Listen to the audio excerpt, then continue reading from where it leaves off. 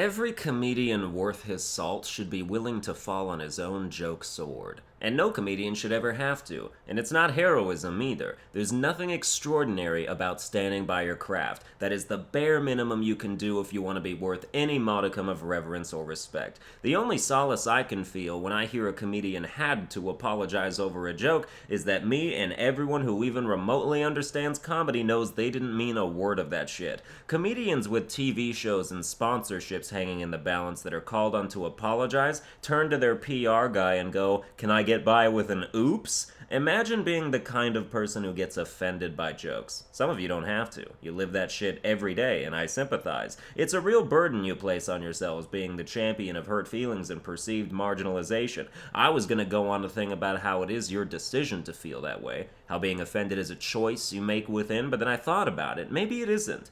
Maybe the sense of being offended is like laughter. It's a gut reaction, it's involuntary. We don't decide what we find funny, we just have to go with what we discover. But just as some people can feel guilty about certain things that make them laugh, you can feel guilty about what offends you. And I don't think anyone who ever gets offended sees that as an option. Because offended people feel bad, they have to attack the thing that made them feel bad in retaliation. Has anyone ever wished that things didn't offend them that do? I'll tell you something that offends me, and yes, indeed, there is a thing. I'm offended by animal cruelty. I used to hate my uncle because he would be at our house and our dog would bark or something, and he'd say shit like, "You should take her out back and shoot her." And I wanted to take him out back and shoot him. He's dead now already, so I don't have to. Which does make me feel better, because Hollywood only wants to perpetuate the misconception that revenge isn't satisfying, so there will be less mass shootings. Have you had revenge before? It's pretty nifty. Whenever someone in a movie loses a loved one and goes on a murder vendetta, people are always like, "It's not gonna bring her back, you know," as if that's the goal. Obviously it won't bring her back, but it'll bring her some company. You'll feel empty, sure, as the void in your soul where your vengeance resided won't be filled by anything else when it's gone, but if revenge is so evil and pointless, then won't you just be glad to be rid of it? People are like, "It takes real strength to forgive," but it's a real show of strength to fuck some bitches up. It's pretty much a cliche now to be like, "I care about animals more than people," but I do. It's also misleading to say that because people are animals, and I don't get humans who don't think that. We're not animals! An animal is a living organism that feeds on organic matter. If that's not you, then what are you, a front porch? I'm not an animal, I'm a sliding glass door. Then can you open a little? These animals want to let some fresh air in. The well of dumb people on the internet never runs dry no matter what subject is being discussed. I read an article about the show Atlanta with Donald Glover, which I've seen all of so far. It's a great show, and it's a show with a predominantly black cast, so of course you have these PTA white suburban barbecue by the above ground pool people in the comments going, "This show lacks diversity. If it was an all-white cast, people would freak out. What about equal representation, blah?"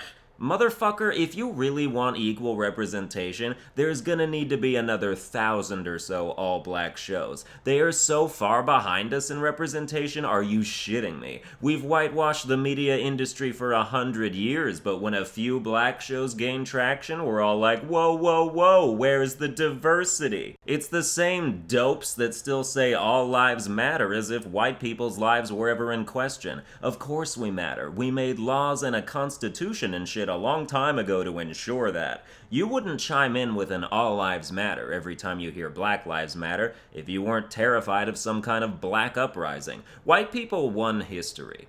We're the victors. We're not the good guys in the era of slavery, but we've always been in the good seat, and that's undisputable. So when we've clearly finished ahead, but some of us are still like, how come it's okay when black people talk shit about white people, but if it's the other way around, we're racist? Because we're the winners. When the losing team takes jabs at the winning team, it's fun. We deserve it. We won anyway. If we start making fun of the losing team, that's bullying. It's gloating, rubbing it in their faces, being assholes. It's the difference in two baseball teams between one going, "Alright, good game, but you know you cheated, right?" and the other team going, "Ha, eat it, you fucking losers." One side deserves at least some kind of solace after a rigged defeat, and we did cheat. We literally made all the rules and gave ourselves a home field advantage. We brought the away team over on ships and didn't even let them play for most of the time. Then we begrudgingly give them baseball equipment gradually, like, "Alright, you can hold the bats, but you can't swing them to the best of your ability. Also, if we hit you in the face with a pitch, it's a strike. And if you complain, we'll string you up in the dugout as a warning."